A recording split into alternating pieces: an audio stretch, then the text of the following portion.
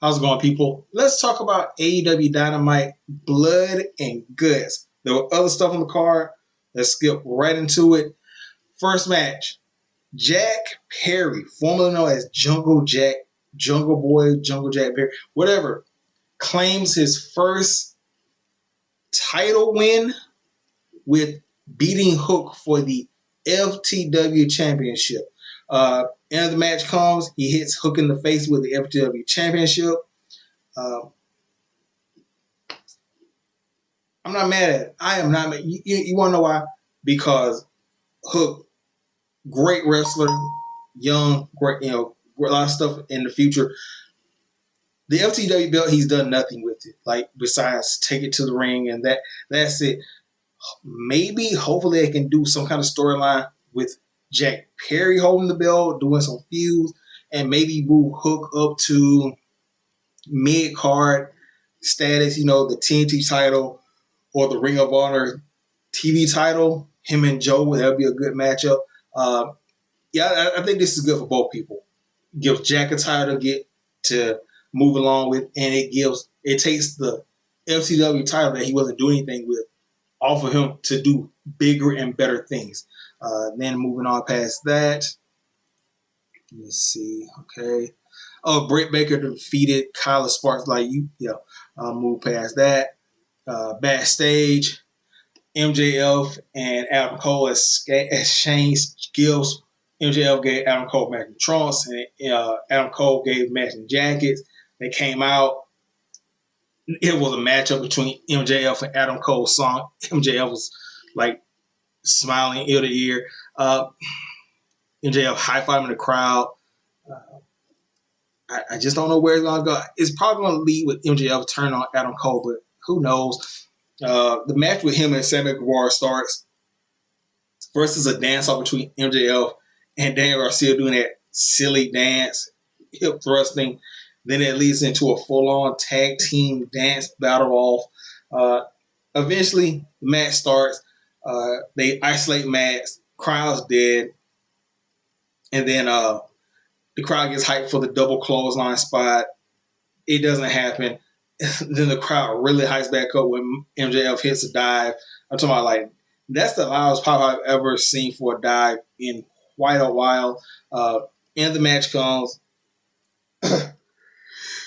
Sorry, MJF Adam Cole finally hit the double clothesline on Daniel Garcia and get the pinfall 1, 2, 3.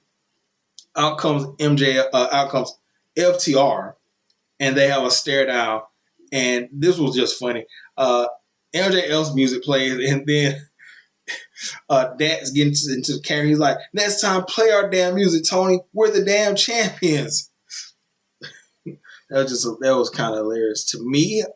Then you get into the Blood and Guts match. Starts off Kenny Omega. Let me see. Start. Okay, so first it was Kenny Omega versus Claudio. Then came Pac. Then came Adam Page. Then came. Okay, well, I'm just skipped ahead because I'm just whatever. John Moxley. It was just like a normal cage match until this mofo got into it. So first off, the first thing he does when he gets into the cage is stab people in the head with a fork. I'm talking about brutality and violence to level 10. What's his name? He pulls out the glass, he put in the left ring, and people were just taking crazy bumps in that thing. I'm talking about suplexes, DDTs, slams. It's like everybody was catching the glass. And the only person that really, all that glass going to people's skin, the only thing that really stood out was Claudio. One of the Jackson brothers came in, and they took off their jacket. And they were doing all these moving stuff. Claudio picked it up and put it on. He was like, okay, yeah, if I have to go in this glass again, at least I'm going to have a coat, something to protect myself. I just thought that was pretty funny. And then you had Kota Ibushi coming in. So at this point, the BCC, they pretty much decimated the whole entire competition. Kota comes out. Wheeler tries to meet him outside. He gets blasted, just completely blasted or whatever. Kota comes into the ring. Hard shots for every single person. Pat, Claudio, who else? Pat, Takeshita. He not all of them. Then it's John Moxley. John Moxley's there. Got his he's got his hand on Kenny Omega's. He got his foot on Kenny Omega's hand. Now, granted, by this point, Moxley has brought in a bed of nails that he's slammed Kenny Omega into, and also Irish whipped him into chest first. A bed of nails. So at this point, when Ibushi's coming in, Moxley is with those big heavy boots. He's standing on Omega's hand on top of the nails. Ibushi, him and Moxley fight. It eventually leads to Moxley getting kicked onto the bed of nails, and then Ibushi hit a moonsault or a standing moonsault on Moxley on the nails. Match carries on for a little more violence. Pac hit a pendulum double foot stomp from the top of the cage onto Matt Jackson. That was a sick spot. You had Wheeler Yuta and one of the Jackson brothers fighting up top. Matt, I think Matt hit the locomotion, Northern Light suplexes on top of the cage, and then Wheeler countered it and hit a DT, and then he got down, and then he got back in the cage, and then it was Pac and Claudio trying to powerbomb. I forgot who was it. I think it was Kota and Kenny or whoever. So Matt, he's on top of the cage, and there's a little like opening on top of the cage. So he takes what was it? Was it thumbtacks? Yeah, thumbtacks. He just rains thumbtacks down behind the guys that are in the powerbomb position. And the guys who are about to give the powerbomb, Claudio and Pac, they look at him and they're like, what?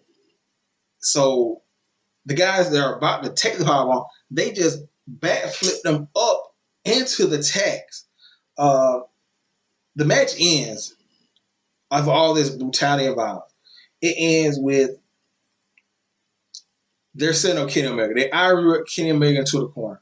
They all go to all the BCC take turns. Like Wheeler goes in first, uppercut. Moxley uppercut. Takeshita, whatever. Claudio uppercut. And then it's time for Pat to come in. Pat comes in and he misses. But then it was Claudio. Claudio comes in after Pat and uppercuts Pac by mistake because Omega had moved. And they grab a hold of Omega. They're starting to do something else to Omega. But Pac, he turns Claudio around. He's like, hey, why did you hit me? Blah, that's why they don't hit me. I'm the bastard Pac. And it's like hot heads, whatever. And Pac eventually says, you know what? Screw you guys. I'm going home. He asked the referee to get him out. Referee says, no, I'm not going to do it. He takes Bolt Cutters, cuts the lock off, says, fuck y'all, I'm out. And like, they're asking him, hey, Pac, don't do it. He just slams the door in his face, like, get the hell away from me. Like, he almost caught, like, Claudio's face. Like, I don't know if that was a shoe or just, like, really good.